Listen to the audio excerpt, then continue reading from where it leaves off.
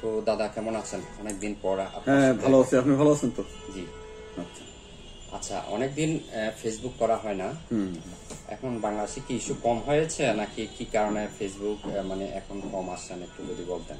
না, ইস্যু আসলে কম না, মূলত হচ্ছে আমি একটু কর্মব্যস্ত হয়ে পড়েছিলাম। আমি মাঝে দিল্লিতে আমাদের একটা প্রোগ্রাম ছিল, দিল্লি মানে দিল্লির পাশে হরিয়ানা কুরুক্ষেত্রে। তো তারপরে কাজের চাপ থাকার কারণে ফেসবুকে আসেনি। আর তাছাড়া আমার যে ফেসবুক, যেটা মূল অরিজিনাল আইডি, যেখান থেকে আমি ফেসবুকে আসতাম, ওইটা বন্ধ করে দিয়েছে। যে কারণে এখন যেগুলো আছে সেগুলো ভিউয়ার কম, যে কারণে আমি আর ওইটাতে আসিনি। এই হলো মূল বিষয়টা। আচ্ছা দাদা, সম্প্রতি চন্দ্রনাথ মন্দিরে একটি ভিডিও সম্ভবত আপনি দেখছেন। ওখানে আল কোরআনের আলো ঘরে ঘরে জালো এই ধরনের স্লোগান দিয়ে আল কোরআনের আলো ঘরে ঘরে জালো, আল হাদিসের আলো ঘরে ঘরে জালো, ওরা কিছু দর্শনার্থী ওখানে উঠেছে। এবং এই ব্যাপারে আমার প্রশ্নটা হলো, মানে একটি জাতি হিসেবে এটা কতটা অশোভন অথবা শোভন, অথবা এ ব্যাপারে আমাদের হিন্দু অথবা বৌদ্ধ আমরা যারা আছি আমাদের করণীয় কি হতে পারে? কারণ আমাদের ধর্মীয় জায়গাটা হচ্ছে একটা পবিত্র একটা ভূমি। ওইখানে আসলে এই ধরনের জিনিসগুলো কিভাবে বন্ধ করা যায় এই ব্যাপারে যদি আমাদেরকে একটু বলতেন, নির্দেশনা দিতেন। প্রথমত এইবারই যে শুধু তারা এরকম কাজটা করেছে তা না, আমরা অতীতেও দেখেছি যে চন্দ্রনাথ পাহাড়ের একেবারে উপরে উঠে তারা ওইখানে নামাজ পড়েছে, যেখানে মন্দিরের সামনে। তো আবার এবারও দেখলাম যে তারা স্লোগান দিতে দিতে আল কোরআনের আলো, হাদিসের আলো ঘরে ঘরে জালো, এই স্লোগান দিতে দিতে তারা উপরে উঠছে, নামছে। এই বিষয়গুলো এটা মানে অত্যন্ত জঘন্য এবং গর্হিত কাজ। কারণ এটা একটা ধর্মীয় পবিত্র জায়গা, সেই পবিত্র জায়গায় তারা ইচ্ছাকৃতভাবে এই ধর্মীয় পবিত্র জায়গাটাকে অপবিত্র করা, উইথ ভবিষ্যতে এইটা দখল করার মন মানসিকতা নিয়ে আজকে ওখানে রাস্তায় স্লোগান দিচ্ছে। 2 দিন পরে ওইখানে পর্যটনের কথা বলে ওখানে একটা মসজিদ নির্মাণ করবে। এবং মসজিদ নির্মাণ হওয়ার পরপরই দেখা যাবে ওখানকার যে মন্দির, সেই মন্দির ভাঙার কিংবা মন্দিরের ঘন্টা বাঁধানো, মন্দিরের উলুধ্বনি দেওয়া, মন্দিরের ঢাকঢোল বাঁধানো, এটাকে নিষিদ্ধের দাবি তুলবে। একসময় দেখা যাবে যে ওইখানে হিন্দু বৌদ্ধ যারা আছে তাদের পবিত্র ভূমি থেকে উচ্ছেদ করার একটা মহাপরিকল্পনা এটা তাদের। অতএব আমাদের এখনই সতর্ক হওয়া উচিত। প্রথমত ওইখানের যে বিষয়টা, ওটা কোনো পর্যটন কেন্দ্র হিসেবে বর্ণনা করার কোনো দরকার নাই। সর্বধর্মের লোকের ওখানে যাতায়াত আমাদের দরকার নাই। এখানে যারা প্রার্থনা করতে যাবে, যারা ওই পবিত্র ভূমির প্রতি যাদের ভক্তি আছে, শ্রদ্ধা আছে, মন্দিরে যারা পূজারী এবং মন্দিরের ভক্ত, তারাই যাবে। এইটা নির্দেশনা সরকারের তরফ থেকে নির্দেশনা দিতে হবে। আমার মতে ওই মন্দির যে কমিটি, তারা ইমিডিয়েট ডিসি অফিসকে লিখিতভাবে জানাক যে আমাদের এই মন্দিরে ওই পর্যটন কেন্দ্র হিসেবে ওইখানে বর্ণনা করার কোনো প্রয়োজন নাই, এবং এটা করলেও সেটা নিষিদ্ধ করতে হবে। এবং এই পবিত্র জায়গায় যে চন্দ্রনাথ মন্দিরের আশপাশ যতটুকু জায়গার মধ্যে এখানে ওই মানে মুসলিম জনগোষ্ঠী, বিশেষ করে মুসলিম জনগোষ্ঠীকে ওখানে বাড়িতে করতে হবে। মুসলিম খ্রিস্টান যারা আছে, এমনি বৌদ্ধ হিন্দুরা তারা নিয়মিত যেতে পারবে, তারা পূজা পার্বণ করবে। কিন্তু অন্য যারা আছে তাদেরকে স্থায়ীভাবে যাতে বন্ধ হয়, এই ব্যাপারে সরকার থেকে ডিসি অফিস থেকে একটা নির্দেশনা জারি করা। ওইখানে গেলে এই মানে যদি নিয়ম ভঙ্গ করে তাদের শাস্তির ব্যবস্থা রাখতে হবে। আচ্ছা, এই যে বললেন বিশেষ করে চন্দ্রনাথ মন্দিরের জন্য একটা সুনির্দিষ্ট একটা নিয়ম অথবা একটা আইন ওইখানে জারি করার জন্য, বাট আমি যেটা বলবো যে বাংলাদেশের এরকম শত শত মন্দির আছে এবং হিন্দু অনেক ভালো অথবা খুবই বিখ্যাত মন্দিরগুলো আছে। এছাড়াও আমাদের বৌদ্ধদের অনেক পবিত্র ভূমি আছে, জায়গা আছে। বছর শেষে একটা যে আইন পাস হয়, ওইখানে আইনের মাধ্যমে কি পাস করার কোনো ব্যবস্থা কি গ্রহণ করা যায়? অবশ্যই যায়। এতে যখনই এক সময় আমরা দেখেছি যে মানে হিন্দু এবং বৌদ্ধ জনগোষ্ঠী খুব উদার ছিল, যে কারণে তাদের ধর্মীয় স্থানে যে কেউই যেতে পারত, সেখানে কাউকেই বাধা দেওয়া হয় নাই। যদিও আপনারা দেখছেন যে মক্কা মদিনা শহরের মধ্যে কোনো মুসলিম ঢুকতে পারে না। তো সেই রকম কোনো বিধিনিষেধ আমাদের হিন্দু ধর্ম এবং বৌদ্ধ ধর্মের লোকজন কখনোই এরকম আরোপ করে নাই। কিন্তু এখন আমরা দেখছি যে তাদের এই উদারতা, আমাদের এই উদারতাটাকে তারা এটাকে দুর্বলতা ভেবে নিয়ে আমাদের এই ধর্মীয় সম্পত্তি গ্রাস করা, আমাদের ধর্মীয় অনুষ্ঠান, ধর্মীয় বিধিবিধানকে তারা নষ্ট করার এবং ধর্মীয় প্রতিষ্ঠানগুলোকে অপবিত্র করার প্রচেষ্টা, মানে হীন মানসিকতা নিয়েই তারা যাচ্ছে।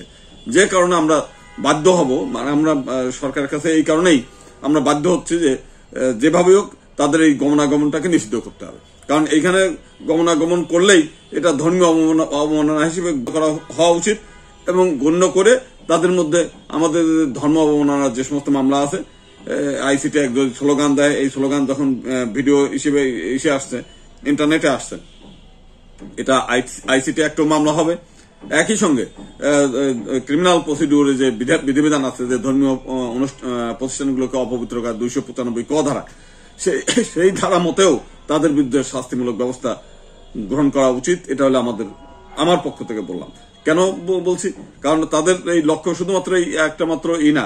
আজকে আমরা দেখেছি কক্সবাজারেও বহু বৌদ্ধ মন্দির আছে, যেখানে পর্যটকরা সেখানে যাচ্ছে, যাওয়ার সুযোগগুলো নিয়ে তারা ওই মন্দিরগুলোকে নানান ধরনের যেটা ধর্মীয় অপবিত্রকর বাক্যগুলো তারা লেখালেখি করে, সেখানে জুতা নিয়ে মন্দিরের মধ্যে ঢুকে চলে যায়। মন্দিরগুলোকে একেবারেই ছেলে খেলার মতো কেউ ইউটিউবে বানাচ্ছে, কেউ টিকটক বানাচ্ছে, কেউ ওইখানে গিয়ে মানে মন্দিরের চত্বরে গিয়েই নামাজ পড়া শুরু করছে। তো এই জিনিসগুলো তো হতে দিলে ভবিষ্যতে আপনারা একটা খেয়াল করবেন যে একটা বিশাল বিল্ডিং এর উপরে ছোট্ট একটা বটের বীজ যদি প্রথমে পড়ে এবং সেটা যদি অঙ্কুরিত হয়, একসময় কিন্তু ওই বট গাছটাকে যদি তুলে না ফেলা যায়, একসময় ওই বট গাছ টোটাল বিল্ডিংটাকে ধ্বংস করে দেয়। আজকে যদিও অনেকে মনে করছে যে এই গেলে কি হয়, গেলে কিছুই হয় না, একটা স্লোগান দিলে কি হবে, কিন্তু এর ফলাফল মারাত্মক। এটা আমরা অতীত ইতিহাস থেকে দেখেছি। সারা ভারতে এরকম লক্ষ লক্ষ মন্দির এবং পবিত্র ভূমি তারা এইভাবে ধ্বংস করে দিয়েছে। আপনারা বামিয়ান বৌদ্ধ মূর্তি আপনারা জানেন যে আফগানিস্তানে ছিল, পাহাড়ের গায়ে বিশাল বৌদ্ধ মূর্তি, কারো কোনো ক্ষতিও করে নাই এবং ওই জায়গাটা কারো কোনো দরকারও পড়ে নাই। তারপরেও কিন্তু তালিবানরা ক্ষমতায় আসার পরে সেখানে কি বলে বোমা বিস্ফোরণ ঘটিয়ে সেই মূর্তিগুলো ধ্বংস করেছে। তো সেই একই ব্যবস্থা করবে তারা। আজকে কক্সবাজার থেকে রামু থেকে আরম্ভ করে যে সমস্ত বৌদ্ধ মন্দির তারা বেড়াতে গিয়ে ওই সমস্ত জায়গা অপবিত্র করে আসে, চন্দ্রনাথে অপবিত্র করছে। এটা কিন্তু মানে শুধুমাত্র স্লোগান দিয়েছে তা না, এটা অত্যন্ত সুপরিকল্পিতভাবে তারা এই কাজগুলো করছে। অতএব এখন থেকেই তাদেরকে এইগুলো মন্দির কর্তৃপক্ষ থেকেও বাধা দিতে হবে, এবং বাধা দিলে তো শুনবে না। সেই কারণে আপনার পুলিশ ডিসির কাছে দরখাস্ত দিতে হবে, যাতে ডিসি এই ব্যাপারে সার্বক্ষণিক যাতে সংবাদ পাওয়ার সঙ্গে সঙ্গে তাদেরকে গ্রেপ্তার করিয়ে আনে, সেই দাবি আমি জানাচ্ছি।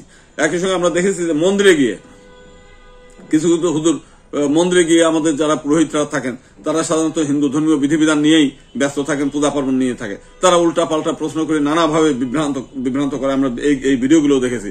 তারা গিয়ে মানে মন্দিরের পুরোহিতকে পর্যন্ত ইসলামের দাওয়াত দিচ্ছে। এটা মানে কোন স্বাধীন দেশের নিয়ম আমি বুঝতে পারি না।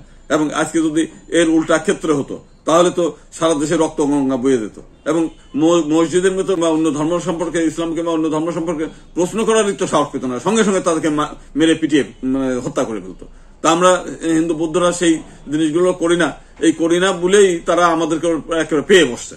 এই জিনিসগুলো অবশ্যই এর একটা বিহিত এখনই হওয়া উচিত। ঠিক আছে, আমরা একটা নির্দেশনা পেলাম। এরপরে আমি সম্প্রতি একটা ইনসিডেন্ট ঘটেছে, যেটা হচ্ছে রাজনৈতিক স্লোগানে, বিএনপির একটি রাজনৈতিক স্লোগানে দেখা গেল যে হিন্দু ধর্ম শেখ হাসিনার বাপের নাম হরে কৃষ্ণ হরে রাম, হরে কৃষ্ণ হরে রাম, শেখ হাসিনার বাপের নাম টেনে নিয়ে আসা হচ্ছে, যেখানে বলা হচ্ছে যে হরে কৃষ্ণ হরে রাম, শেখ হাসিনার বাপের নাম।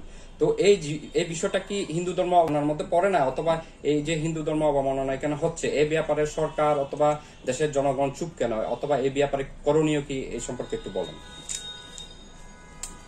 এই যে রাজনৈতিক দল শুধুমাত্র এরা কিন্তু এখন বলছে তা না, অতীতেও কিন্তু এরকম স্লোগান আমরা দেয়া দেখেছি। রাজনৈতিক স্লোগানে আজকে যে দল ক্ষমতায় আছে তাদের কিন্তু অপোজিশন দলের লোকজন এই কাজগুলো করছে। সরকার ইচ্ছা করলে এই যে যেহেতু আমরা এই সরকারকে পছন্দ করি, তাদেরকে আমরা ভোট দেই, অতএব এই সমস্ত দেখার দায়িত্ব কিন্তু তাদের। বহু জায়গায় কিন্তু আইসিটি একটা মামলা হয়েছে, বহু কিছু। অতএব এই ঘটনার পরপরই সরকারের উচিত ছিল, সরকারের দ্বারা এই তদারক করে এই বিষয়গুলো, ইন্টারনেট দেখাশোনা করে, তাদের উচিত ছিল তাদেরকে মামলা করে তাদেরকে গ্রেপ্তার করা। কিন্তু সরকার সেটা করে নাই। কেন করে নাই? কারণ ধর্মীয় ভাবে তারা কিন্তু আবার একই, রাজনৈতিক ভাবে বিভাজন হলেও, এইখানে হিন্দু ধর্ম অবমাননা হলেও এই বিষয়টা তারা কিন্তু সে অবমাননা চোখে দেখছে না। তারা মনে করে এটা তাদের বার্থরাইট। হিন্দু ধর্ম বৌদ্ধ ধর্ম এদেরকে গালাগালি করা যায়, এদের বিরুদ্ধে অশ্লীল কথা বলা যায়, এদের বিরুদ্ধে কুরুচিপূর্ণ বক্তব্য দেওয়া যায়, এদের মন্দির ভাঙা যায়, প্রতিমা ভাঙা যায়, এতে তাদের কোনো মানে যায় আসে না। ঠিক এই মানসিকতাই তাদের মধ্যে পোষণ করে।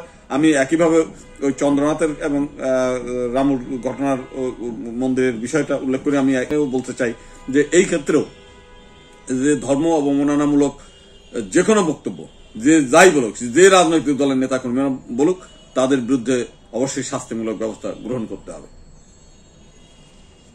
এই বছর 2022 সালে যে বড়দিন ছিল খ্রিস্টানদের, ওখানে দেখা গেল যে কুমিল্লার যে কোরআন রাখা দুর্গাপূজায় ওইরকম একটা বিষয় ঘটেছে রাজশাহীতে। রাজশাহীর একটি গির্জার বড়দিনের ঠিক আগের দিন রাতে একটি কোরআন ওইখানে রেখে আসা হয়েছিল এবং সৌভাগ্যক্রমে ওই লোকটিকে ধরা হয়েছিল এবং পরে বলা হলো যে সে ঈসা নবী দাবি করতেছে, মুসা নবী দাবি করতেছে। বাট এই যে মানে একটা প্রচারণা অথবা এই যে একটা মানে প্রক্রিয়া যে মানে সংখ্যালঘু জাতির বিরুদ্ধে হচ্ছে, তো এই ব্যাপারে আসলে আমাদের যে বৌদ্ধ অথবা হিন্দু ঐক্য পরিষদ অথবা সংগঠন যেগুলো আছে, এরা তো দেখলাম যে সবাই নিশ্চুপ। বাট এই ধরনের একটা কাজের পরিণামে কিন্তু বড় একটা দুর্ঘটনা অথবা বড় একটা অঘটন বাংলাদেশে ঘটতে পারতো পারে। আসলে আমাদের যে ধর্মীয় সংগঠনগুলো আছে, এরা নিশ্চুপ কেন, অথবা এদের আরো প্রোঅ্যাক্টিভলি কি করা উচিত,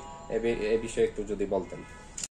গ্রেপ্তার করার পরে তাকে আমি জিজ্ঞেস করলাম যে তুমি কেন কোরআন শরীফ, আমাদের পবিত্র ধর্মগ্রন্থ খ্রিস্টানদের ওখানে সে কেন রেখে আসলো? সে বলতেছে সে নিজেকে ঈসা নবী হিসেবে কিন্তু দাবি করে। প্রায় 6:40 ঘটিকার সময় এক অজ্ঞাত ব্যক্তি আপনার ওই যে উত্তর মেষপালক ক্যাথলিক চার্চে সে প্রবেশ করার পর একটা লাল কাপড়ে একটা ব্যাগ রেখে চলে যায়।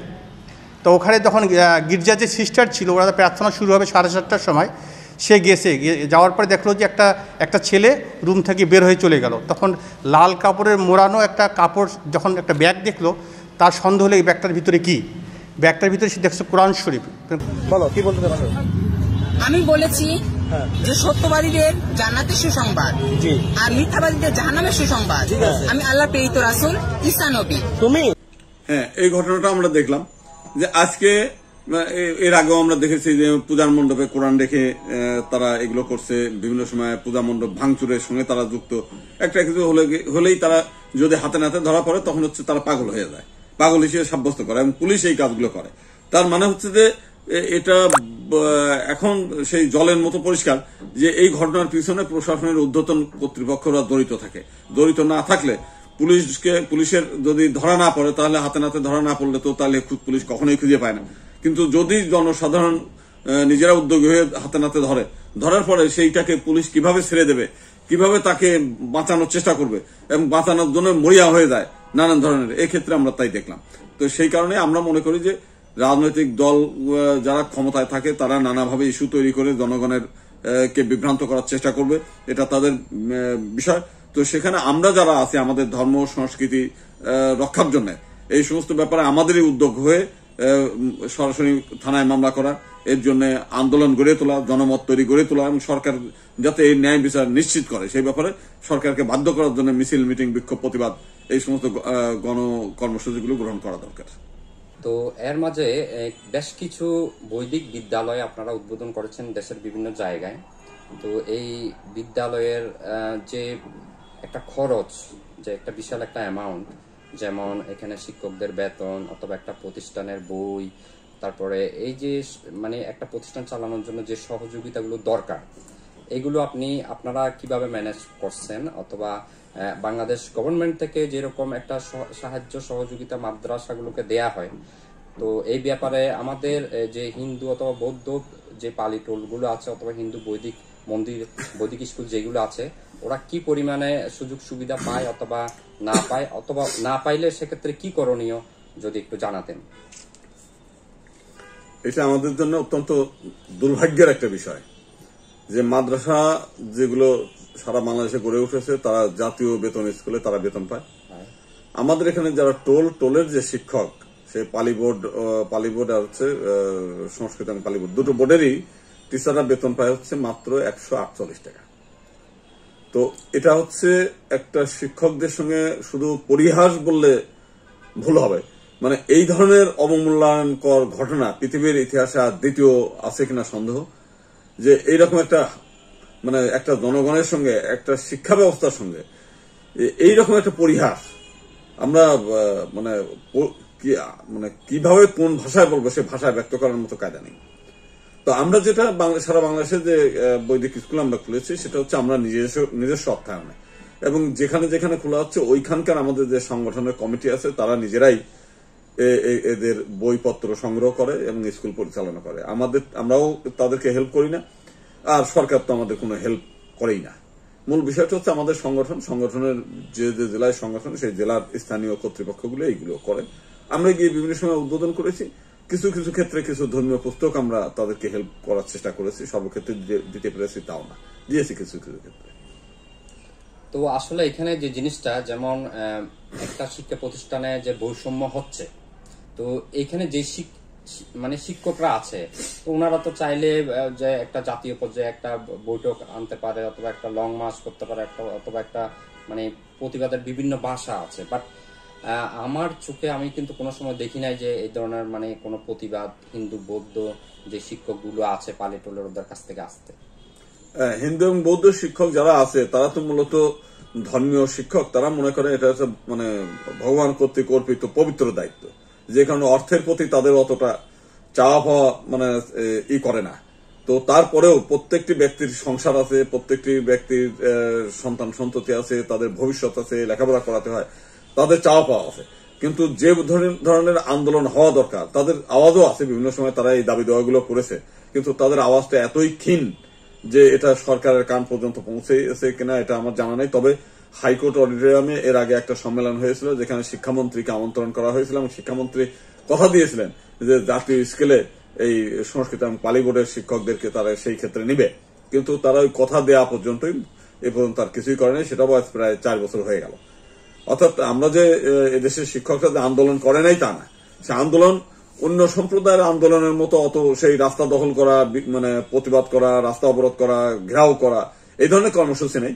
বিভিন্ন সময় আবেদন নিবেদন এগুলো করেছে, এগুলো সরকারের বিভিন্ন পর্যায়ে আবেদন নিবেদন হয়েছে, আমরাও বলেছি বিভিন্ন সময়, তারা আশ্বাসও দিয়েছে, কিন্তু আশ্বাসটা কার্যকরী হয়নি। সরকার আছে, তো ওনারা 560টি মডেল মসজিদ ওরা নির্মাণ করে দিয়েছে যারা বৃহত্তর জনগোষ্ঠী আছে ওদের জন্য। বাট আমাদের যারা হিন্দু অথবা বৌদ্ধ আছে, তো ওইখানে আসলে আমাদের জন্য কি করণীয়, কি ব্যবস্থা রাখা হলো এবং কেন রাখা হলো না, এবং বিভিন্ন সময়ে দেখেছি আমি আপনার ভিডিওর মাধ্যমে অথবা আপনার প্রতিবাদের মাধ্যমে আপনি প্রায় সময় টক শোতে এ নিয়ে বিষম আলাপ করেছেন, বাট উল্লেখযোগ্য কোনো প্রোগ্রেস অথবা সরকারের সুদৃষ্টি এখানে আমরা পেলাম না। একটা আমাদের ভুল ধারণা আছে, সেই ভুল ধারণাটা হলো বর্তমান যে সরকার, সেই সরকার হচ্ছে ধর্ম নিরপেক্ষ সরকার এবং কি বলে সেকুলার সরকার, এই ধরনের একটা বিভ্রান্তি জনগণের মাঝে আছে এবং হিন্দু বৌদ্ধরা সেইভাবে বিশ্বাসও করে। কিন্তু বাস্তবতা হলো যে এই দলটির যদি আপনি জন্ম ইতিহাস ধরেন, সেটা হচ্ছে যে এটা ছিল মুসলিম লীগ, যারা একসময় ভারত ভাগ করেছে। তারা বলেছে মুসলিমদের সঙ্গে হিন্দুরা থাকতে পারে না, হিন্দু মুসলিম একসঙ্গে মিলেমিশে বসবাস করতে পারে না, অতএব মুসলিমদের জন্য আলাদা আবাসন চাই। সে কারণে তারা পাকিস্তান প্রতিষ্ঠার আন্দোলন করেছে, পাকিস্তান প্রতিষ্ঠা করেছে। দলের নাম পরিবর্তন হয়েছে, সিংহ শাবক, তার সিংহর নামটা লায়ন বললেই ওর খাদ্যাভ্যাস পরিবর্তন হয়ে নিরামিষ হয়ে যায় না। অর্থাৎ তার দলের নাম মুসলিম লীগ থেকে আওয়ামী লীগ হয়েছে। আওয়ামী শব্দটাও কিন্তু বাংলা না, সেটাও একটা উর্দু শব্দ। তো বাস্তবিক এই দলটা প্রকৃতপক্ষে মুসলিম, একেবারেই কমিউনাল মুসলিম একটি দল। এটা তাদের কাজের প্রমাণ। ওই যে অনেকে বলে না, বৃক্ষ তোমার নাম কি, ফলে পরিচয়। আপনার কার্যক্ষেত্রে আপনি দেখেন, যদি 1972 সালে বাংলাদেশ স্বাধীন হওয়ার পরপরই তারা কিন্তু কি বলেছে রাষ্ট্রপ্রধান, যে কোরআন সুন্নাহর বিরুদ্ধে তারা কোনো করবে না, আইন প্রণয়ন করবে না। তারা বিশ্ব ইজতেমা তৈরি করেছে, সেখানে মাদ্রাসা বোর্ড তৈরি করেছে, ইসলামিক ফাউন্ডেশন তৈরি করেছে, বাংলাদেশকে ইসলামী রাষ্ট্রের সদস্য তারা করেছে। সেই সময় বাংলাদেশ স্বাধীন হওয়ার পরপরই সেই বঙ্গবন্ধু সরকারই করেছে। পরবর্তীকালে বর্তমান সরকার ক্ষমতা আসার পরপর এরশাদ যেটা করেছিল রাষ্ট্রধর্ম ইসলাম, সেই রাষ্ট্রধর্ম ইসলাম শুধু বহাল রেখেছে তা নয়, এখন একটি সংবিধানে একটা অনুচ্ছেদ যুক্ত করেছে যে এই রাষ্ট্রধর্ম ইসলামের বিরুদ্ধে কোন আদালতে মামলা করা যাবে না, এটার বিরুদ্ধে কথা বলা যাবে না, এটার মধ্যে রিট চলবে না, এটা পরিবর্তন করা যাবে না। অর্থাৎ এরশাদকে মানুষ মৌলবাদী হিসেবে অনেকে গালি দিয়েছিল সেই সময়, তার চাইতে এক ধাপ এগিয়ে বর্তমান সরকার সেটা করেছে। ওই সমস্ত মাদ্রাসায়, আমি টোলের কথা বললাম যে মাত্র 148 টাকা বেতন, যেটা মানুষের ইতিহাসে এই ধরনের পরিহাসের মানে দ্বিতীয়টা নাই। সেখানে মাদ্রাসার শুধুমাত্র শিক্ষকদের জাতীয় স্কুলে বেতন না, জাতীয় স্কেলে বেতন, মাদ্রাসাগুলোকে বড় বড় ভবন তৈরি করেছে, হাজার হাজার কোটি টাকা খরচ করে মাদ্রাসায় অনার্স কোর্স চালু করেছে, কওমি মাদ্রাসার ডিগ্রিকে তারা মাস্টার ডিগ্রি সমমান দিয়েছে, তারা বিসিএস পরীক্ষা দিতে পারবে, তারা প্রথম শ্রেণীর গেজেটেড কর্মকর্তা হতে পারবে। একই সঙ্গে প্রত্যেকটি উপজেলা এবং জেলা সদরে তারা মডেল মসজিদ তৈরি করেছে, সেখানে ইসলামী শিক্ষা কেন্দ্র তৈরি করেছে। তার বিপরীতে দেশের সংখ্যালঘু হিন্দু এবং বৌদ্ধদের জন্য কিছুই করেনি। শুধু তাই না, জাতীয় বাজেটে গত বছর ধর্ম মন্ত্রণালয়কে 15,056 কোটি টাকা বরাদ্দ দিয়েছে, সেখানে হিন্দুদের জন্য মাত্র 190 কোটি টাকা, অর্থাৎ 1%-এর সামান্য একটু বেশি। যার অধিকাংশগুলোই তো আপনার যে যে দুর্গাপূজাগুলো হয় ওই বাজেটের মধ্যে দিয়ে দেয়া হয়। হ্যাঁ, আমাদের যে কোর মানে যে মেইন বিষয়গুলো যেগুলো দরকার, যে আমাদের শিক্ষা প্রতিষ্ঠানে অথবা এই বিষয়গুলোতে কিন্তু দেয়া হয়। এবং নতুন কোনো মন্দির তো নাই, মডেল মন্দির কিংবা মডেল প্যাগোডা এগুলো তৈরি করার তো কোনো ইতিহাসই নাই, এই ব্যাপারে কোনো বরাদ্দও নাই। বরং যেটা সামান্য কিছু বরাদ্দ আছে সেটাও তার দলীয় লোকদেরকে বিভিন্ন সময় নিয়োগ টিয়োগ দিয়ে তারাই কি মানে বন্টন কি হয়, এটা সাধারণ হিন্দু বৌদ্ধদের কোনো কাজে লাগে না। তো এটা আমাদের জন্য অত্যন্ত দুর্ভাগ্যের বিষয় যে আমরা একটা অন্ধবিশ্বাসে যে দলকে আমরা সমর্থন করি, ভোট দেই, এবং 71 সালে যে দলকে ভোট দেওয়ার কারণে আমরা ভিটে ছাড়া হয়েছে, এই দেশ ছাড়া হয়েছিলাম, যাদের কারণে আমরা 9টি মাস দীর্ঘ 9টি মাস একটি তাঁবুর নিচে বসবাস করে লক্ষ লক্ষ মানুষ তারা স্বজন হারিয়েছে, জমি হারিয়েছে, তারা দেশে যখন আসছে তাদের সম্পত্তি এনিমি প্রপার্টি বলেছে। এর চাইতে দুর্ভাগ্য করার কিছু হতে পারে না। এরপরেও আমাদের কিছু দালাল নেতাদের কারণে, কিছু দালালদের কারণে আমাদের হিন্দু সম্প্রদায় সামগ্রিকভাবে তারা কিছু নিজেরা, এই দালালরা নিজেরা কিছু পয়সা করি পায় বিধায় সাধারণ হিন্দু জনগণ এটার বিরুদ্ধে প্রতিবাদ করার জন্য যে সংঘবদ্ধ হবে সেই সংঘবদ্ধ হতে পারছে না। যে কারণে আমরা সরকারি যে প্রাপ্যটা, যেটা আমরা, এটা তো আমাদের তো মানে দয়ার কথা না, এটা তো আমরা ট্যাক্স দিই, ট্যাক্সের অংশটা সমবন্টন যেটা, সেটা কিন্তু আমরা পাচ্ছি না। এটা আমাদের জন্য অত্যন্ত বেদনার এবং পরিতাপের। আপনি জানেন যে সম্প্রতি আমাদের মেট্রো রেল চালু হয়েছে, বাট আমাদের বাংলাদেশের অনেকগুলো ব্লগার যারা অনলাইন প্ল্যাটফর্মে দেশে অথবা বিদেশে থেকে কাজ করছে, তারা প্রায় সময় দেখবেন যে হিন্দু বিদ্বেষী একটা মনোভাব ওইখানে তৈরি করছে তাদের এই মেট্রো রেল নিয়ে পর্যন্ত। তো এইখানে আমি বলতে পারি যে পিনাকি ভট্টাচার্য নামে একজন আছে, ভিডিও এই যে গতকাল নাকি গত পরশুদিন বানালো যে প্রধানমন্ত্রী উদ্বোধন করছেন, সেটা হচ্ছে আসলে ভারতীয়দের দখলে, ভারতীয়দের নিয়ন্ত্রণে, এভাবে মানে একটা মিস ইনফরমেশন দিয়ে সে ভিডিওটা বানাচ্ছে। এবং এই যে সর্বক্ষেত্রে যে হিন্দু বিদ্বেষী একটা মেন্টালিটি গড়ে তোলা হচ্ছে, তো এটা তো আসলে খুবই শঙ্কিত হওয়ার মতো একটা বিষয় যে আগামীতে আমাদের হিন্দু অথবা বৌদ্ধ যারা আছে মাইনরিটি, ওদের যে একটা বিশাল একটা শঙ্কার বিষয় হয়ে দাঁড়িয়েছে। পিনাকি ভট্টাচার্য ভদ্রলোকের পরিচয় আগে জানা দরকার। এই ভদ্রলোক নামটা পিনাকি ভট্টাচার্য, কিন্তু সে লোকটা হিন্দু না, লোকটা কিন্তু মুসলিম। এবং শুধু মুসলিম না, উনি ইদানিং আর একটা বের করছে, সেটা হচ্ছে যে তালেবানরা নাকি নারী বিদ্বেষী না, এবং তালেবানরা সবচাইতে নারীদেরকে বেশি মূল্যায়ন করে থাকে, এইরকম একটা ভিডিও তৈরি করেছে।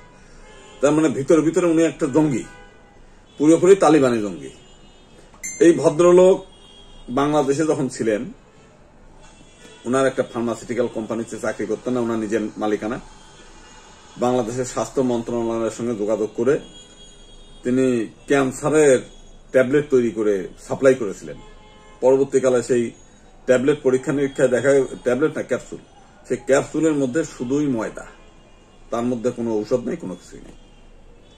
পরবর্তীকালে যখন এটি দুদক তাকে মানে তদন্ত নামে তদন্ত করে তাকে নোটিশ দেওয়ার পরই, ওই যে চোরের মন পুলিশ নোটিশ পাওয়ার পরই তিনি দেশ ত্যাগ করে এখন মানে একটা দুর্বৃত্ত, সেই দুর্বৃত্ত এখন মানুষের মন টানার জন্য, তিনি যে একটা চোর, তিনি একটা মানুষের অসুস্থতা নিয়ে একটা ডাকাতি করে একটা জাতিকে ধ্বংস করার মহাপরিকল্পনা জাতিকে ধ্বংস করার সর্বাত্মক চেষ্টা করেছে। মানুষ ঔষধ কিনেছে টাকা দিয়ে, সেই টাকাগুলো দলাই গেছে আর কি, প্রতারণা করেছে। অনেক সময় দেখা গেছে তার এই ঔষধ খেয়ে মানে আশা আছে বাঁচার চেষ্টা করবে, পরবর্তীকালে তার এই ঔষধ কোনো কার্যকারিতা নাই, যেহেতু সেই ঔষধ খেয়ে মারা গেছে। এই ধরনের একজন নৃশংস খুনি, সেই খুনি এখন বিদেশে বসে এই দেশের মানুষের, উনি আবার অতি চতুর, মানে সাধারণত আপনারা জানবেন যে যারা দুষ্ট লোক, যারা মানে তারা অত্যন্ত বুদ্ধিমান হয়, তারা অত্যন্ত চতুর হয়। তারা বুঝছে যে ওইখানে বসে বসে এই দেশের মানুষকে মানে কি দিলে তারা খুব সহজে গেলে সেই জিনিসটা তিনি ভালো বোঝেন। যে কারণে আমরা দেখলাম মেট্রো রেলের মধ্যে দুটো হিন্দি মানে এই লেখা উঠছে, সেই লেখা তো দাদাবাবুদের কাণ্ড কারখানা উনি প্রচার করছেন।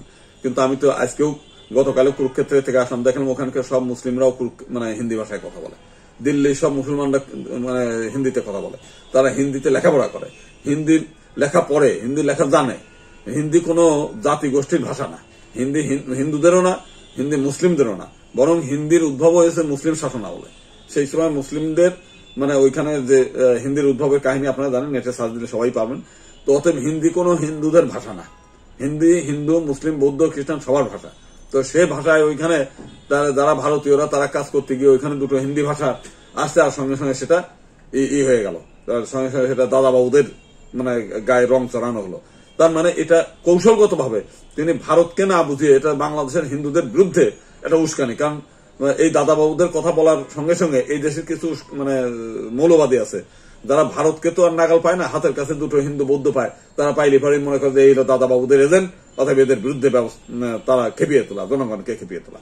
তো আমি মনে করি এই পিনাকিকে দেশে এনে তার যথোপযুক্ত শাস্তিমূলক ব্যবস্থা গ্রহণ করা উচিত সরকারের। কিন্তু যদিও সরকারের আমি এই ধরনের কোনো দেখি না, মানে কোনো ভূমিকা আমরা দেখি না, এটা আমরা খুবই দুঃখ পাই। বিভিন্ন দেশ থেকে আমাদের অপরাধী ধরে আনা দেখেছি ইন্টারপোলের মাধ্যমে, কিন্তু এই পিনাকির মতো দুষ্ট লোককে, একটা জাতীয় খুনি, তাকে কিন্তু গ্রেপ্তার করছে না সরকার, এবং তার বিরুদ্ধে কোনো ব্যবস্থাই নিচ্ছে না। এটা দুর্ভাগ্য আমাদের জন্য।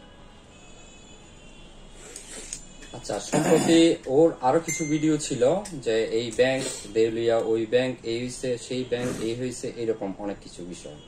এমন একটা পরিস্থিতিতে একটা হিন্দু ভদ্রলোককে বাংলাদেশ ব্যাংকের গভর্নমেন্ট কি পরিচালক অথবা বড় একটা পোস্টে দেয়া হয়েছে। এই যে হিন্দু কোটি কয়েক মানুষকে বড় পোস্টে দেয়া হয়, বাট ওরা হিন্দু জাতির জন্য কি করে তাকে, এবং এই যে বড় পোস্টে আছে ব্যাংক সেক্টরের একটা তালমাটাল অবস্থার মধ্যে যে মানে বড় পোস্ট ওনাকে দেয়া হলো, এরপরে যদি ব্যাংকের মধ্যে আসলে কোনো ধস নামে, সেটাও কি তাহলে এই যে হিন্দুদের উপর যে মানে পড়বে অথবা এদের উপরে দায় চাপানোর জন্য কি বিষয়টা করা হয়েছে কিনা, আসলে এই ব্যাপারে একটু জানার ছিল আর কি। ওইটা আমি বলতে পারবো না, কিন্তু একটা বিষয় হচ্ছে যে এই যে হিন্দু বিদ্বেষ, আপনার মানে কিছুদিন আগে আমরা এই হলো যে সমস্ত সচিবালয়ের সমস্ত কর্মকর্তারা হিন্দু, পুলিশ বাহিনী সব হিন্দু, ইদানিকালে ব্যাংকের সেক্টরে যেটা আছে হিন্দু। তো এখন এই যে হিন্দু যে কয়জন 2-4জন সচিব টচিব যারা নিয়োগ আছে, আমরা তো বিভিন্ন সময় সমাজের কাজকর্ম করে আসছি দীর্ঘ 30 বছরের অধিক সময়। আমরা সচিবালয়ের কোন বড় অফিসার কিংবা সচিব আমাদের হিন্দুদের উপকারে কোন ভূমিকা রেখেছে এমন উদাহরণ আমি দেখি নাই। ব্যাংকের বড় বড় কর্মকর্তা হোক অথবা সরকারি অনেক উচ্চ পদস্থ পুলিশ কর্মকর্তা হোক, তাদেরকে আমরা কোন সময় স্বজাতি প্রীতি করা আমরা দেখি নাই। বরং উল্টো যারা হিন্দুদের সংগঠিত করার চেষ্টা করে অনেক বড় কর্মকর্তাই আমরা দেখেছি তাদের প্রতি বিদ্বেষ মনোভাব তৈরি করতে। তো সেই ক্ষেত্রে আমার বক্তব্য হলো যে ওই ব্যাংকের সেক্টরে কোন ব্যক্তিকে কোন পদে দিল, সেই পদে তো আর হিন্দু সমাজকে দেখে দেয় না। এখানে যাদের নিয়োগ দেয় এবং যাদের প্রমোশন দেয় এরা সরকারের অত্যন্ত অনুগত এবং মেধাবী লোকদেরকে তারা অনুগত দেয়, পরীক্ষা নিরীক্ষা করেই, হিন্দু দেখে দেয় না। অতএব তাদের কোন কর্মকাণ্ডের ফলে এখন তো এমনিতেই ব্যাংক টালমাটাল অবস্থা বিভিন্ন জায়গায় আমরা দেখছি। যে ইসলামী ব্যাংকের কাহিনী আমরা শুনেছি যে ইসলামী ব্যাংক বিভিন্ন সময় অন্যান্য ব্যাংকে স্বল্প মেয়াদে বিভিন্ন সময় ধার দেনা দিত আর কি, এখন নিজেই ধার দেনা করে। তো এক সময় যদি সত্যিকারই এখানে দেউলিয়া বা ওই ধরনের কোনো ঘটনা ঘটে, সেটা ওই হিন্দুদের পর চাপিয়ে হিন্দুদের মানে দোষারোপ করার লোকজন তেমনি রেডি আছে। শুধু ধস নামবে ওরা রেডি করে প্রোপাগান্ডা চাপিয়ে যাতে হিন্দু এবং বৌদ্ধরা ভবিষ্যতে আর কোনো পদ না পায় সেই ব্যবস্থা তারা করবে। তো সেই বিষয়গুলো আসলে উনিও উস্কানি দেয়, সাধারণ জনগণ এইগুলো খায়, তার এমনিতেই নাচ নুবুরি, তারপর হলো ঢোলের বাড়ি আর কি। এখন হলো এই দেশের এক শ্রেণীর জনগণ আছে, তারা এমনিই নাচানাচি করে এইসব বিষয় নিয়ে। সংখ্যানুপাতে আমরা কতটা পদ পাই, আজকে জাতীয় সংসদে আমরা যদি সংখ্যানুপাতে 12% হই, তাহলে 3/36টা, আর হলো মহিলা থেকে 4-5 জন মিলে আমরা সেখানে প্রায় 42 থেকে 45 জন পার্লামেন্টের এমপি পাই। সেখানে কিন্তু আমাদের 16 জনের উপরে উন্নতি হয় নাই। তা আবার এইগুলো কোনো হিন্দু সমাজের কোনো কাজে লাগে না। মহিলা 6 জন পাই, একজনও হিন্দু নেয় নেই। এক এরমা দত্ত, সে তো কনভার্টেড মুসলিম। তো এখন তারা তো জাতে মাতাল তালে ঠিক, এই একটা বিষয়। তো হিন্দুদের ব্যাপারে কারো কোনো আগ্রহ নাই, এবং প্রত্যেকেরই মানে মনের একটা ভাব যে হিন্দুগুলো যত তাড়াতাড়ি এই দেশ থেকে বিদায় হয় ততই ভালো, তাতে ইসলাম কায়েম হবে, সারা দেশে মানে মুসলিমরা স্বাধীনভাবে আদান টাদান দিয়ে করবে। এখনো মাঝে মাঝে আবার ঘন্টার ধ্বনি শুনলে পরে তারা বিরক্ত হয়, মন্দিরে পূজা পার্বণ দেখলে বিরক্ত হয়, যে কারণে ভাঙচুর করে। তো মূল বিষয়টা যেটা, সেটা হচ্ছে যে এই যে 2-1 মাত্র নিয়োগ দেয়, সেই 2-1 নিয়োগ দিলেও সেই 2-1 পিছনে তারা যেভাবে ঢাকঢোল পিটিয়ে প্রচার করে, এটাও ভবিষ্যতের জন্য আমাদেরকে ধ্বংস করারই একটা প্রক্রিয়া বলে আমি মনে করি। আমি আসলে ছোটবেলায় তসলিমা নাসরিনের একটা বই লজ্জা, তো এই বইটা সম্পর্কে শুনেছিলাম যে বইটা ব্যান হয়েছে, বাট কি জন্য যে ব্যান হয়েছে এটা আমি ঠিক জানতাম না। এবং আমার যেটা ধারণা ছিল হয়তো মেয়েলি কোনো ব্যাপার নিয়ে সে বইটা লিখছে লজ্জা, এই জন্য হয়তো মানে এটা নিষিদ্ধ ঘোষণা করা হয়েছে, যেহেতু আমার মেয়েবেলা আমি একবার পড়ছিলাম ছোটবেলায়। তো আসলে পরে এই কিছুদিন আগে আমি যখন একটা ইউটিউব ভিডিওতে অডিও বুক শুনছিলাম, তখন লজ্জা উপন্যাসের কিছুটা শুনি, এবং শুনে আমি হতবাক হই যে সে একজন মুসলিম ঘর পরিবারের সন্তান হয়েও কিভাবে হিন্দুদের দুঃখ কষ্টগুলো সে তার বইতে একটা রিয়েলিস্টিক ভিউটা সে ফুটিয়ে তুলেছে। বাট হিন্দু যারা নির্যাতিত হয়েছিল, যারা ইন্ডিয়াতে গেল, অথবা যে হিন্দু লেখকগুলো আছে, কবি সাহিত্যিক বুদ্ধিজীবী যারা আছে, তারা হিন্দুদের নিজেদের নির্যাতনের কথা তারা ওইভাবে লিখে না কেন, এবং আসলে ওদের সমস্যাটা কোথায়, আমি এটা একটু জানতে চাচ্ছিলাম আপনার কাছে। আসলে তসলিমা নাসরিন যে লজ্জা বইটা মানে উনি লিখেছিলেন, ওর মধ্যে হিন্দু বা বৌদ্ধ কিংবা মাইনরিটি নির্যাতনের কাহিনী খুব সুস্পষ্টভাবে বর্ণিত হয়েছে তা না, খুব সামান্য অংশই, 1,00,000 ভাগের 1 ভাগও না। তাতেই এই দেশের মানুষ ক্ষিপ্ত হয়ে গেছিল। এখন আমরা যে অবস্থায় দেখছি যে সেখানে এই যে নির্যাতন নিপীড়নের কথাগুলো যে যারা ফুটিয়ে তুলবে, প্রত্যেকেরই গলার উপর হচ্ছে মানে তরবারি ঝুলিয়ে থাকা। সত্য কথাগুলো তুলেও ধরা যায় না, সত্য কথাগুলো বলাও যায় না। আমরা এই গতকালকের একটা ঘটনা, মিরপুরে একটা মন্দির আছে, সেই মন্দিরটায় ইসকন সেনাবাহিনী ওখানে ওই যে মেট্রো রেল প্রকল্প করার পরে ওই মন্দিরটা পড়েছিল ওই রেলের প্রকল্পের মধ্যে। সেনাবাহিনী নিজ অর্থে অন্য একটা জায়গায় একটা মন্দির করে দিয়েছে। সেই মন্দিরে ওইখানকার এমপি সাহেব উঠতে দেয় না। ওখানে এমপি সাহেবের 2-3 জন চামচা হিন্দু আছে, তাদেরকে লেলিয়ে দেয়। কিছু না কিছু হলেই মানে সেনাবাহিনী বুঝিয়ে দিয়েছে, সমস্ত কিছুই করার পরেও হিন্দুরা ঢুকতে পারে না। তার মানেটা কি? তার মানে তারা ইচ্ছাকৃতভাবেই ওই 2-4 জন দুর্বৃত্ত হিন্দু যাদেরকে ঢাল হিসেবে ব্যবহার করে, তারা যাতে হিন্দুরা ঐক্যবদ্ধ না থাকতে পারে, হিন্দুরা ধর্মকর্ম পালন করতে না পারে, হিন্দুরা যাতে ব্যবসা বাণিজ্য করতে না পারে, হিন্দুরা যাতে কৃষিকাজ করে শান্তিমতো জীবন যাপন না করতে পারে, এইটা যাতে না পারে তার জন্য যা যা করার দরকার সবগুলোই করে। তো সেই কারণে এখন হিন্দুদের যে দুরবস্থা, যারা আছে তারা মনে করে যে যদি এইটা আবার একটু লেখালেখি করি তাহলে তো এই দেশেই থাকতে পারবো না, চলে যেতে হবে। যে কারণে লেখে না, ভয়ে, প্রাণের ভয়ে, চাকরি বাকরি কিংবা ব্যবসা হারানোর ভয়ে, জমি হারানোর ভয়ে, মারধর খাওয়ার ভয়ে। আবার যদি বলেন যে যারা এই দেশ থেকে গেছে পশ্চিমবাংলায় কিংবা ওইখানে গেলে তারা করে না কেন? ওইখানে গিয়েই তো প্রথমে তাদের জন্য কেউ খাবার দাবার নিয়ে রেডি নাই। গেলে পরে তাদেরকে সেই কঠিন সংগ্রামের মুখোমুখি হতে হয়, তাদের পরিবার পরিজন পরিপালন, থাকা খাওয়া সব ব্যবস্থা। এইটা করতে করতে একসময় জীবন সংগ্রামের মধ্যে কষ্টকর জীবন, দুর্বিষহ জীবন, সেই জীবন পরিচালনা করতে করতে তার এই অতীতের যে স্মৃতি সেটাও তারা ভুলে যায়, যে কারণে তারাও আর লিখতে পারে না। এইভাবেই চলছে ধ্বংসের দ্বার প্রান্তে গিয়ে হিন্দু সমাজ, বৌদ্ধ সমাজ, 100% হিন্দু দেশ, বৌদ্ধ দেশ। আজকে আপনি সারা বাংলাদেশের যেখানে যাবেন, সেই ময়নামতি, পাহাড়পুর থেকে আরম্ভ করে বড় বড় বৌদ্ধ ইউনিভার্সিটি, তো যারা এই বাংলার মধ্যেই কয়েকটা ইউনিভার্সিটি যারা পরিচালনা করত, শিক্ষার জগৎ মানে আলো জ্বালিয়েছিল এই জগৎকে, অথচ আপনি বিক্রমশিলা বলেন আর বলেন, সারা বাংলাদেশে তো বৌদ্ধদের একটা বিশাল, বৌদ্ধরা তার নিজেরা করেনি, জগৎকে আলোকিত করার চেষ্টা করেছে। সেই বৌদ্ধ মন্দিরগুলো ধ্বংস করেছে, বিশ্ববিদ্যালয়গুলো ধ্বংস করেছে, শিক্ষা প্রতিষ্ঠানগুলো ধ্বংস করেছে। আর এখন তো চায় যে যেভাবে ওকে এই সমাজটাকে একেবারে বিলুপ্ত করে দিতে পারলেই হয়। তো সেখানে আমাদের একটু একটু করে যে অবস্থায় আছে, মানে এই ভয় না পেয়ে আমাদের উচিত যে ঐক্যবদ্ধভাবে এইগুলোর প্রতিহত করা দরকার।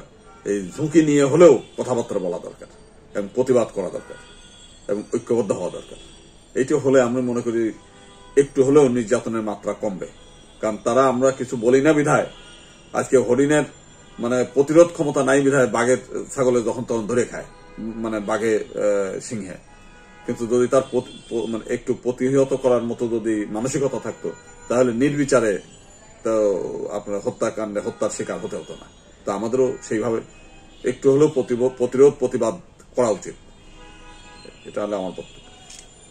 তো এই ক্রান্তি লগ্নে আমরা নতুন একটি বছরে পদার্পণ করলাম। আজ ইংরেজি নববর্ষ 2023-এর প্রথম দিন। তো এই নতুন বছরের শুরুতে আপনার এই যে হিন্দু কমিউনিটি, বুদ্ধিস্ট কমিউনিটি অথবা মাইনরিটি আমরা যারা আছি, তাদের উদ্দেশ্যে কিছু কি বার্তা দিবেন একটু যদি বলতেন। অতীতের যে ঘটনাগুলো ঘটেছে, যা ঘটেছে, আমি মনে করি আজকের থেকেই এদেশের মাইনরিটি ইথনিক জনগোষ্ঠী যারা, এই ভূমিপুত্র যারা, তারা সংঘবদ্ধ হওয়ার জন্য সংকল্প নেওয়া উচিত, সংঘবদ্ধ হওয়া উচিত, অধিকার ছিনিয়ে নেওয়ার জন্য ঐক্যবদ্ধভাবে দাবি তোলা উচিত। মিছিল, মিটিং, বিক্ষোভ, প্রতিবাদ, যতগুলো গণতান্ত্রিক আপনার পথ আছে, সব পথগুলো ব্যবহার করে অধিকার দাবি করা উচিত। একই সঙ্গে দেশের জনগণ ঘুমন্ত অবস্থায় এখনো আছেন, এই জনগণকে সচেতন করা উচিত। এবং আমি মনে করি আজকের দিন থেকে সবার কাছে আহ্বান আমি জানাই যে আজকের এই পবিত্র দিনে, পহেলা বছরের প্রথম দিনে, আমি আপনাদের আহ্বান জানাই যে আপনারা যে যেখানে থাকেন সেই অবস্থায় আপনার আশেপাশে, আপনার গ্রাম, আপনার ইউনিয়ন, আপনার থানা, আপনার জেলা, শহর, যেখানে যে অবস্থায় আছেন সেই অবস্থা থেকেই আজকে থেকে আপনার বাড়ির আশেপাশে যার সঙ্গে দেখা হবে তার সঙ্গেই এই সংগ্রামের অগ্নি মন্ত্রে তাদের দীক্ষিত করেন, তাদেরকে জানান যে বাঁচতে হলে বাঁচার মতো, সিংহের মতো গর্জন দিয়ে বাঁচি, তেলা পোকার মতো হাজার বছর ধরে বেঁচে থেকে কোনো লাভ নেই। অতএব এটার জন্য ওই আর অপেক্ষা না, আজকের থেকে শপথ নিতে হবে। আজকে থেকে কার্যক্রম শুরু করতে হবে। আজকে থেকেই সমাজ, ধর্ম, জাতি রক্ষার জন্য আর কোনো ঘুমিয়ে না, আর কোনো অবহেলা না, আর কোনো আলস্য না, সব ত্যাগ করে আজকের থেকে বীর বিক্রমে এবং বুকে সাহস নিয়ে, মৃত্যু একদিন হবেই। পৃথিবীতে কেউ চিরকাল টিকে থাকে না, কেউ চিরকাল বেঁচে থাকে না। অতএব মরুন, সিংহের মতো গর্জন দিয়ে মরুন। এটা হচ্ছে আজকের দিনের সমস্ত হিন্দু এবং বৌদ্ধ জনগোষ্ঠীর প্রতি আমার আবেদন।